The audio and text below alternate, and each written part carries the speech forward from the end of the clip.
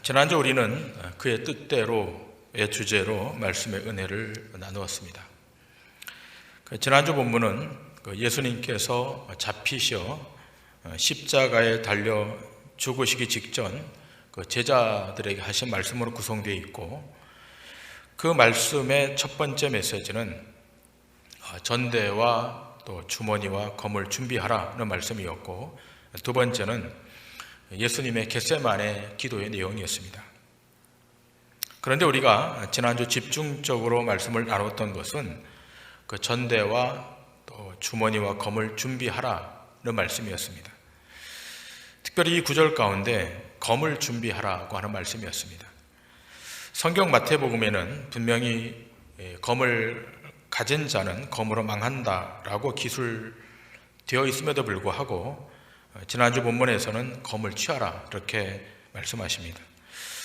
먼저 마태복음 26장 52절의 말씀을 보도록 하십니다. 마태복음 26장 52절.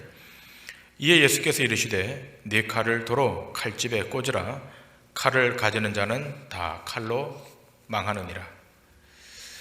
그런데 지난주 누가복음 본문에서는 주님이 어떻게 말씀하셨습니까? 본문 누가복음 22장 35절과 36절의 말씀을 보십니다. 그들에게 이르시되 내가 너희를 전대와 배낭과 신발도 없이 보내었을 때 부족한 것이 있더냐? 이르되 없었나이다.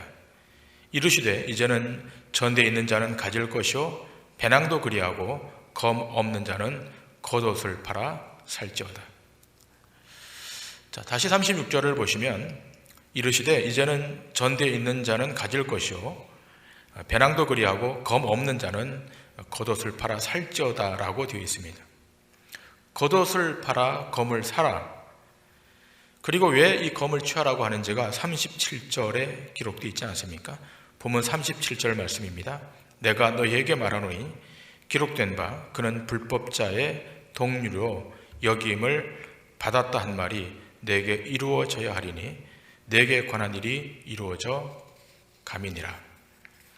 불법의 동류자로 여김을 받았다 한 말, 그 말이 예수님의 사역에서 이루어져야 하기에 지금 검을 취하라 이렇게 말씀하시는 것입니다. 이 검을 취함으로 스스로 불법자의 동류가 되도록 하는, 그래서 이 말씀을 이루기 위함이라면 도대체 이 말씀이 구약성경 어디에 기록되어 있는가? 구약성경 이사야서 53장 10절부터 12절에 기록되어 있는 것입니다. 이사야서 53장의 말씀을 보십니다. 여호와께서 그에게 상함을 받게 하시길 원하사 질고를 당하게 하셨은즉 그의 영혼을 속건 제물로 드리게 이르면 그가 씨를 보게 되며 그의 날은 길 것이요 또 그의 손으로 여호와께서 기뻐하시는 뜻을 성취하리로다. 그가 자기 영혼에 수고한 것을 보고 만족하게 여길 것이라. 나의 의로운 종이 자기 지식으로 많은 사람을 의롭게 하며 또 그들의 죄악을 친히 담당하리로다. 그러므로 내가 그에게 존귀한 자와 함께 몫을 받게 하며 강한 자와 함께 탈취한 것을 나누게 하리니 이는 그가 자기 영혼을 버려 사망에 이르게 하며 범죄자 중 하나로 헤아림을 받았음이니라. 그러나 그가 많은 사람의 죄를 담당하며 범죄자를 위하여 기도하였느니라. 다시 본문 12절을 보시면 중간에 이렇게 기록되어 있습니다. 범죄자 중 하나로 헤아림을 받았느니라. 이 말씀, 자신이 검을 취해야 범죄자 중 하나로 여김을 받을 수 있기에 그렇게 해야 로마를 전복하는 로마의 반역자가 되어서 구약의 언약을 이루는 자리로 가기 때문에 지금 검을 취하시는 것입니다. 결국 예수님이 이 땅에 오신 것은 하나님의 뜻, 주권자의 뜻을 이루기 위해서 오신 것이고 그 뜻을 온전히 이루시기 위해서 예수님은 골고다 언덕으로 가신 것입니다. 그래서 내려진 결론이 무엇이었습니까? 그의 버려지심이 우리의 구원이 되셨고 그의 저주받음이 우리의 나음이 되었다는 것입니다. 여기에 기독교 역설이 있고 여기에 기독교의 능력이 있다는 말씀을 드렸습니다. 이렇게 주권자의 뜻을 완전하게 이루시는 그 과정에서 오늘 가장 가까이에 있었던 제자들로부터 배신당하는 장면이 오늘 본문에 그려져 있습니다. 그 배신의 주역은 가룟 유다와 시몬 베드로입니다. 두 사람 다 예수님의 특별한 제자였습니다. 먼저 오늘 본문은 그 가룟 유다의 배신을 묘사하고 있습니다. 이 가룟 유다는 3년 동안 예수님을 따라다니면서 다른 제자들과 함께 복음을 전하고 또 그 기적의 현장에 함께 동참했던 자였습니다. 또 그리고 능력도 있어서 재정을 관리했던 그런 사람이었습니다. 그러나 이미 살펴본 대로 성경은 가룟 유다가 어떤 인물인지를 판단하고 있었습니다. 가룟 유다와 함께 예수님의 제자 그룹이었던 사도 요한은 요한복음에서 이렇게 기술합니다. 요한복음 12장 4절부터 6절에 이렇게 기술되고 있습니다. 제자 중 하나로서 예수를 잡아줄 가룟 유다가 말하되 이 향유를 어찌하여 300데나리온에 팔아 가난한 자들에게 주지 아니하였느냐 하니, 이렇게 말하면 가난한 자들을 생각함이 아니요 그는 도둑이라 돈꾀를 맞고 거기 넣는 것을 훔쳐 가밀어라. 성경은 이미 이 가룟 유다에 대한 판단을 내리고 있었고 그는 도적이라고 규정하고 있습니다. 결국 예수님을 따라다닌 것도 도적의 심보가 있었던 것이었습니다. 그러나 예수님께서 가룟 유다를 불러서 제자를 삼으셨지만 제자 중에 이런 자를 택하시고 사용하시는 것도 이것 또한 주님의 일인 것입니다. 그런데 그런 가룟 유다의 그 도적의 속성이 사실은 가룟 유다에게만 있는 것이 아니라 우리에게도 있는 모습입니다. 여러분, 도적질이 무엇입니까? 자기의 것이 아닌 것을 자기 소유로 만드는 것이 도적질 아니겠습니까? 그러니 예수님을 따른다고 하면서도 그 마음에 다른 것을 노리고 따라가는 것은 다 도적의 심보인 것입니다. 이런 모습은 가룟 유다에게만 있었던 본성이 아니라 12 제자 모두에게 잔존하고 있었던 본성이었습니다. 이미 우리가 말씀을 통해서 보았던 것처럼 누가 서로 높으냐 자리 다툼을 했던 이 이기적인 모습, 이 모습 또한 도적의 모습이었고 예수님을 주와 그리스도로 고백을 하고서도 여전히 자기들이 주인이 되어서 내가 예수님을 위해서 이만큼 수고했으니까 값비싼 보상이 주어질 것이라고 생각했던 것도 도적의 본성에서 비롯된 것입니다. 자, 그런데 시간이 지나면서 계산법이 달라지기 시작합니다. 예수님을 끝까지 따라다니다가는 함께 죽는 길밖에 없음을 눈치챈 유다가 배신하면서 예수를 은 30에 팔아 넘기는 것입니다. 다른 제자들도 그런 생각이 있었지만 그러나 끝까지 가보는 것은 예수님의 일단의 능력을 믿었기 때문입니다. 그러나 제자들이 기대했던 그 능력이 나타나지 않았습니다. 예수가 무기력하게 잡히시고 십자가에서 죽게 되신 것입니다. 이렇게 계속 되다간 내 인생에 아무것도 남지 않겠다고 판단한 것입니다. 그래서 가룟 유다가 생각을 바꿉니다. 예수님으로부터 돌아서기로 작정한 것입니다. 어쩌면 세상의 시각으로 보면 가룟 유다가 지혜로울지 모르겠습니다. 돈이 안 되는 사람을 왜 따라 나서는 것입니까? 돈이 아니라면 고상한 명예라도 주어져야 되는데 주어지는 것이 아무것도 없습니다. 그러니까 예수님으로부터 돌아서는 것입니다.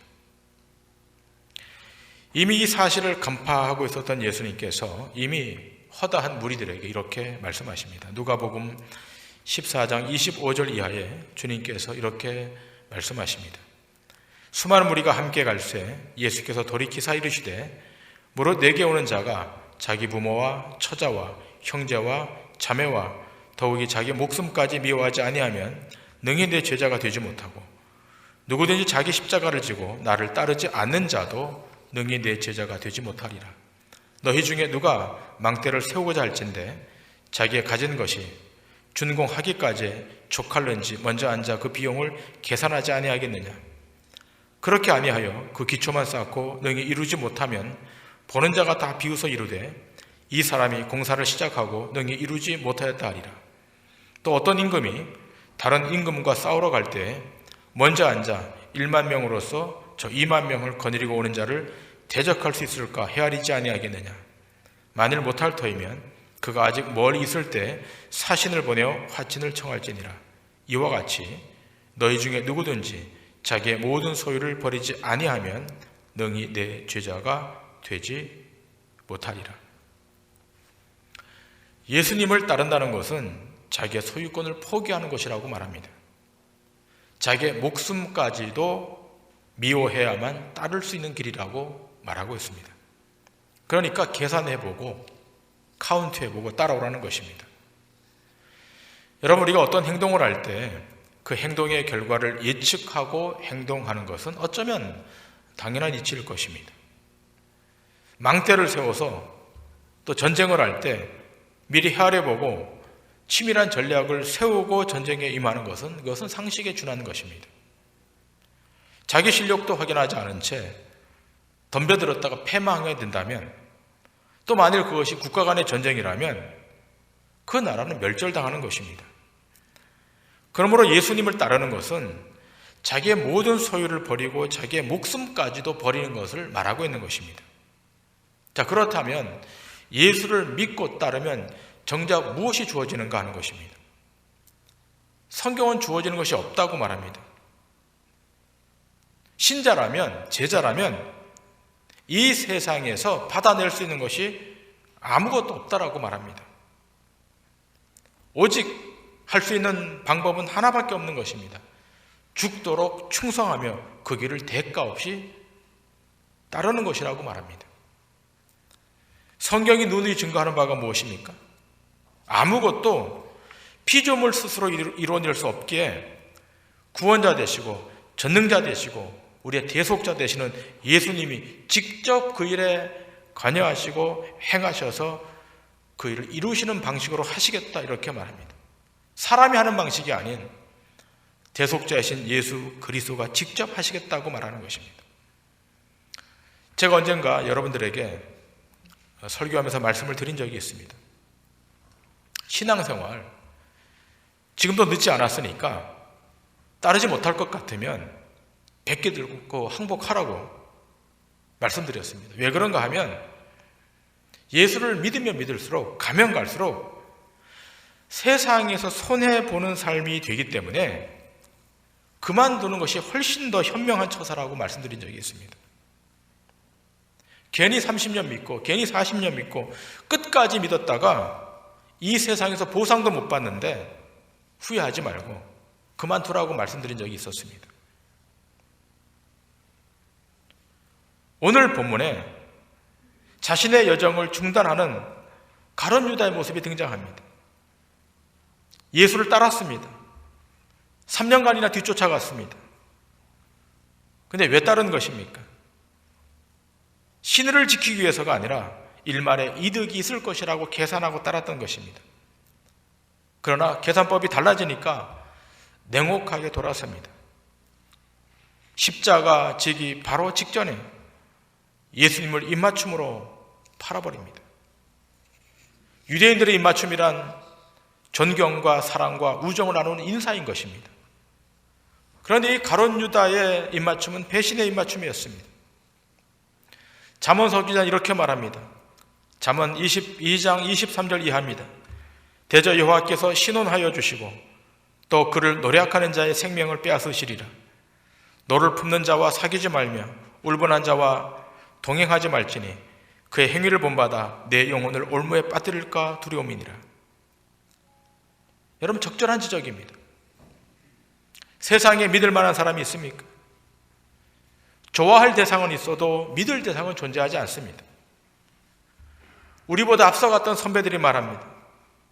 소련에 속지 말고, 미국은 믿지 말고, 일본은 일어난다, 조선은 조심하라, 그런 말이 있습니다. 사람을 믿을 수가 없다는 것입니다. 사람의 마음속에 감춰진 것을 알 수 없다는 것입니다.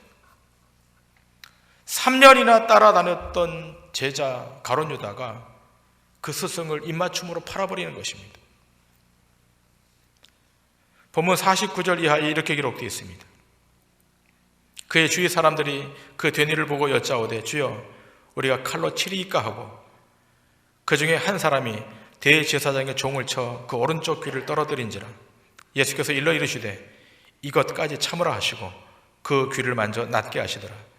예수께서 그 잡으러 온 대제사장들과 성전의 경비대장들과 장로들에게 이르시되 너희가 강도를 잡는 것 같이 검과 몽치를 가지고 나왔느냐. 내가 날마다 너희와 함께 성전에 있을 때 너희에게 손을 대지 아니하였도다. 그러나 이제는 너희 때요 어둠의 권세로다 하시더라. 이 가룟 유다의 입맞춤이 예수를 팔아넘기는 사인이었습니다. 이 입맞춤이 끝나자마자 대제사장과 성전의 군관들이 예수를 체포합니다.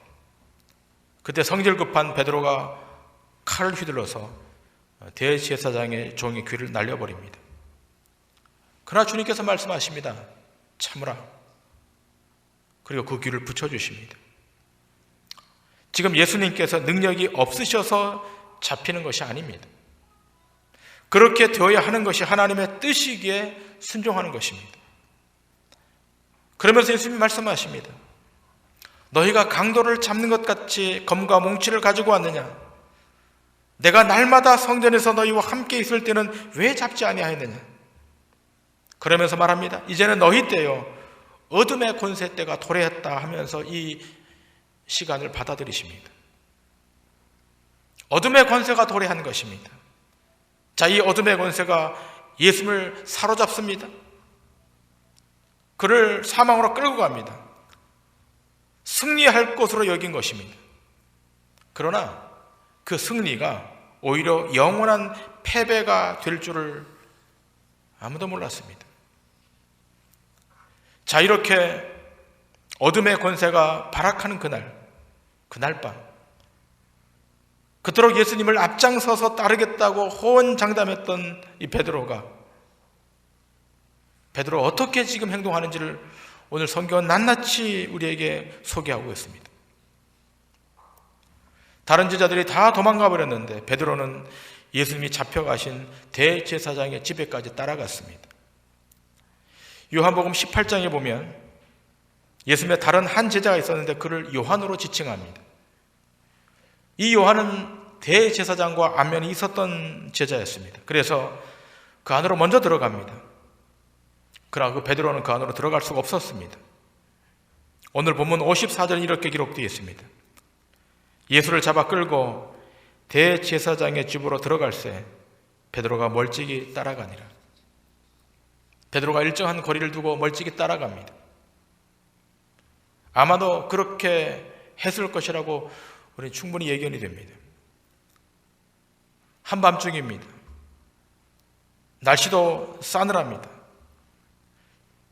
제사장 마당에 피워놓은 불가루 가서 베드로가 거기 끼어듭니다. 한번 그 장면을 마음속으로 한번 그려보십시오. 불빛이 환하게 빛납니다. 삥 둘러서 서로 마주하고 있습니다. 얼마나 그 얼굴이 서로 잘 보였겠습니까? 그런데 잠시 후에 어떤 여종이 베드로를 알아보고서는 이 사람이 그와 함께 있다라고 말하는 것입니다. 돌발 상황이 일어났습니다. 그 말에 베드로가 기겁을 하면서 부인합니다. 여자여, 내가 저를 알지 못한다. 근데 조금 후에 또 다른 사람이 너도 그 당이라고 말합니다. 그러자 아니다라고 강력하게 부인합니다. 그리고 1시간쯤 흘러갑니다. 또 한 사람이 확신 있게 말합니다. 이는 갈릴리 사람이니 참으로 그와 함께 있었다라고 크게 말합니다. 여러분, 이들이 어떻게 이 베드로가 갈릴리 사람이었다는 것을 알아볼 수 있었겠습니까? 베드로의 말에 갈릴리 사투리가 튀어나온 것입니다. 여러분, 황산벌이라고 하는 영화를 보셨습니까? 백제의 간첩이 신라의 진중에 변장하고 들어갑니다. 경상도 사투리를 배워서 들어갑니다. 그러나 갑자기 자기도 모르는 순간 전라도 사투리가 튀어나온 것입니다.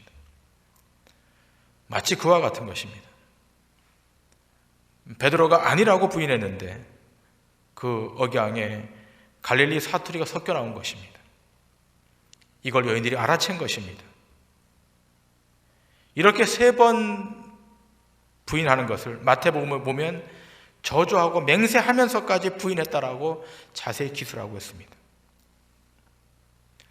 여러분, 이런 베드로를 보면서 어떤 생각을 하십니까? 어떻게 그럴 수 있겠는가라고 하실 수 있겠습니까? 지금 베드로는 죽음의 위협 앞에 직면해 있습니다. 만약 예수의 제자라고 하면, 시인하면 함께 잡혀서 처형될 위기인 것입니다. 이 위협 속에 예수님의 말씀은 하나도 생각이 나지 않았을 것입니다. 이럴 때 하는 표현이 무엇입니까? 머릿속이 하얗게 되었다는 표현입니다. 오직 살아야겠다는 생각만 있었을 것입니다. 다른 생각, 다른 기억들은 한순간 망각되었을 것입니다. 이성이 작동이 안 되고 논리도 멈춰버렸습니다. 지혜와 지식의 체계도 멈춰버렸습니다. 지금 베드로의 상황이 그렇습니다. 자, 그렇다면 여러분, 우리는 어떻습니까? 우리는 베드로와 성정이 다른 사람입니까? 그렇지 않습니다. 죽음의 위협은커녕 아주 사소한 일상의 문제 앞에서도 죽을 듯이 다툴 때가 있습니다. 그럴 때가 있지 않습니까? 며칠 전에 우리 교회 앞 도로에서 먼저 끼어든 차량과 앞서는 차량이 부딪힐 뻔해서 서로 다투는 장면을 보았습니다. 누구 한 사람 먼저 미안하다고 하면 끝날 판인데 시인을 안 하는 거예요. 그 거리 한복판 싸우는 거예요.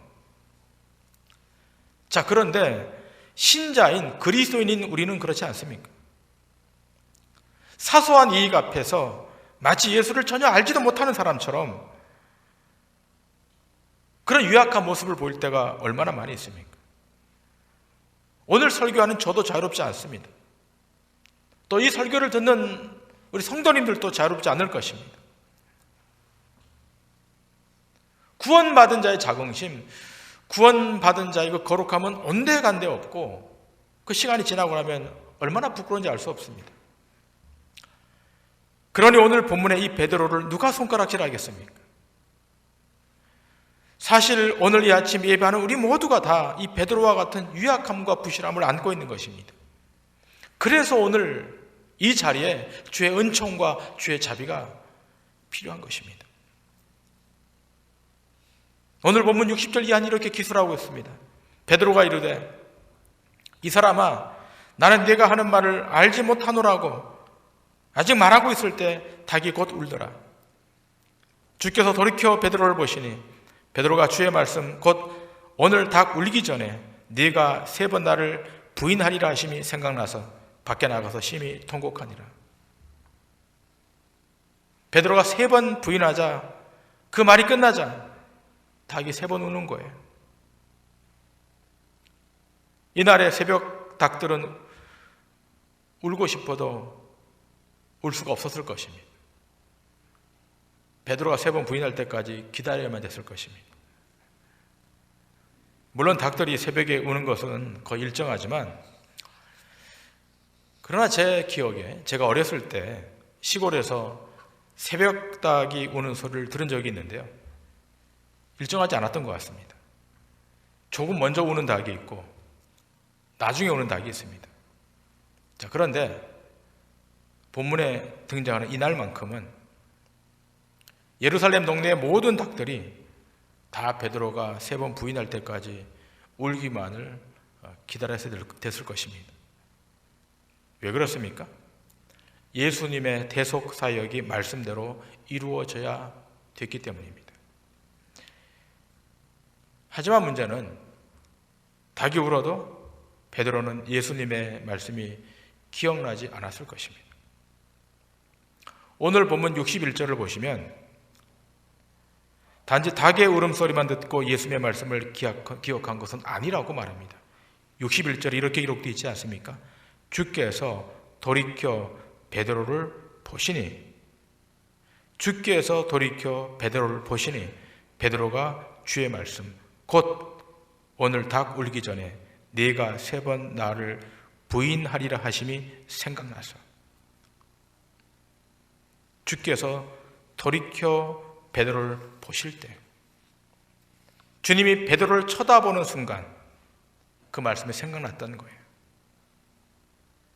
자, 이렇게 자신이 배신자라고 하는 사실이 탄로났다면 사람들 앞에 내가 예수의 제자입니다라고 나서야 되지 않겠습니까?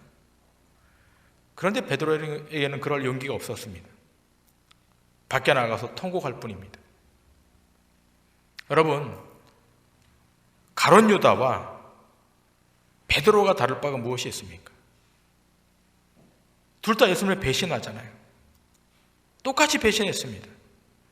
한 사람은 은 30을 받고 입맞춤으로 예수님을 배신합니다. 또 베드로는 함께 죽는 자리까지 가겠다고 각오했지만 3번이나 저주하고 맹세하면서 주님으로부터 돌아섭니다. 자, 그런데 여러분, 이 두 사람의 운명이 180도 바뀌지 않습니까? 한 사람은 양심에 갇히게 되어서 자살하고 또 한 사람은 정반대로 예수의 증인이 됩니다. 그렇다면 무엇이 그들의 삶의 운명을 180도 바꾸는 것입니까? 그것은 예수님의 눈길에 있었습니다. 가룟 유다에게는 예수님의 눈길이 임하지 않았지만 그러나 베드로에게는 예수님의 눈길이 갔다는 것입니다. 지난주 강의 말씀에서 말씀을 드렸습니다만 우리가 하나님으로부터 받는 가장 큰 축복은 무엇입니까? 하나님의 얼굴이 내게로 비추어지는 것입니다. 이것이 축복이에요. 반대로 무엇이 저주입니까? 하나님의 얼굴이 외면되고 내게 비추어지지 않는 것이 저주인 거예요. 그게 가장 큰 비극입니다. 자, 그런데 3번이나 주님을 모른다고 부인했던 이 베드로를 향하여 주님께서 그 얼굴을 돌이켜 보고 계시는 거예요. 지금 예수님은 재판을 받고 있는 중입니다. 그 와중에 베드로가 3번 부인하고 닭이 울기 시작합니다. 그때 예수님께서 몸을 돌이켜 베드로를 보시는 거예요. 여러분 생각해 보세요. 상상해 보세요. 예수님께서 어떤 눈으로 이 베드로를 보셨겠습니까? 천지를 지으신 하나님이 사람이 되어 오셔서 3년을 합숙훈련하면서 제자를 삼으셨는데 죽음에 같이 동행할 동행자 하나 얻지 못하는 거예요. 감람산 깊은 밤중에 감람류 기름 짜는 곳에서 감람 열매가 으깨어져서 기름이 흘러나오듯이 땀방울이 핏방울처럼 기도했던 그 자리에 제자들은 다 졸고 있었어요. 그런 제자를 우리 주님께서 얼굴을 돌이켜 보고 있는 겁니다. 지금 배신당하여 십자가로 끌려가는 그 와중에 예수님의 얼굴이 베드로를 향해 있습니다. 여러분, 그 눈길, 그 눈동자가 어떠했겠습니까? 제가 묵상하다가 그런 묵상을 했습니다. 농부의 손에 팔려가는 소의 눈동자를 한번 생각해 봤습니다. 감히 비교할 수는 없겠지만 여러분, 시골에서 소는 가족과도 같은 중요한 재산 아닙니까? 쟁기를 끌며 온갖 농사에 다 동원이 되고 그 식구를 먹여 살리는 중요한 공급의 원천입니다. 그런데 그 소가 어떤 대접을 받습니까? 남은 밥이나 얻어온 짬으로 소죽을 끓여서 그걸로 먹이고 키워집니다. 그런데 어느 날 이 소가 팔려갑니다. 그렇게 순하디 순한 누렁소가 팔려가는 겁니다. 이유야 어떻게 되었든 그 누렁소가 팔려가는데 그 소가 자신이 팔려간다는 것을 아는 거예요. 고삐를 새 곳으로 바꾸어서 새벽 일찍 그 우시장으로 끌려가는 소가 눈에 눈물이 글썽글썽하면서 자꾸만 뒤를 쳐다보는 거예요.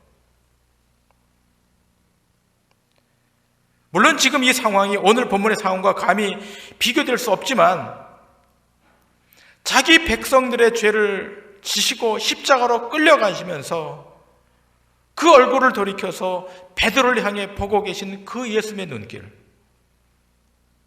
그 눈길이 날마다 주님을 배반하고 사는 오늘 여러분과 저에게도 향해져 있음을 기억하셔야 돼요. 그 눈길이 오늘 우리에게 와 있는 거예요. 십자가로 올라가십니다. 곧 죽습니다. 우리 주님이 뒤를 돌아보시는 거예요. 베드로를 보고 계시는 거예요. 오늘 이 아침 예배하고는 우리에게도 그 주님의 눈길이 와 있는 것입니다. 그런 까닭에 진중하게 우리의 삶을 살아야 돼요. 세상과 혼합되지 말고 신실하게 그 발걸음을 걷고 또 걸어가야 그가 신자인 것입니다. 여러분, 세상이란 돌아서고 또 돌아서는 배반의 현장 아닙니까? 조금 생각이 다르고 조금 태도가 다르면 어제의 친구가 오늘의 적이 되고 어제의 적이 오늘의 친구가 되는 그런 냉혹한 곳이에요.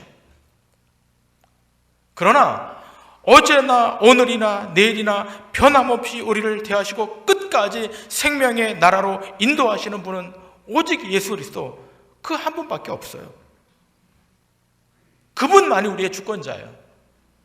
그분만이 우리의 천국의 안내자인 것입니다. 그러므로 온 힘을 다하셔야 돼요. 온 마음을 다해서 그 주님이 걸어가신 그 길을 걸으셔야 되고 그 대속의 사역에 우리가 남아있는 그 목숨, 그 시간까지 최선을 다해 드려야 되는 거예요. 그럴 때 우리 이 세상에서 주의 영광을 나타내는 것이고 하나님 아버지의 이름을 높이 증거할 수 있는 것입니다. 바라기는 세상이 어렵고 암울하고 앞이 예측되지 않는다 할지라도 주님이 걸어가셨던 그 길을 믿음으로 걸으셔서 단 한 명도 세상 앞에 패하지 마시고 주님 이 땅이 곧 오실 터인데 그날 기쁨과 감격으로 주를 뵙는 그 축복의 역사가 있기를 주님의 이름으로 간절히 축원합니다. 기도하시겠습니다.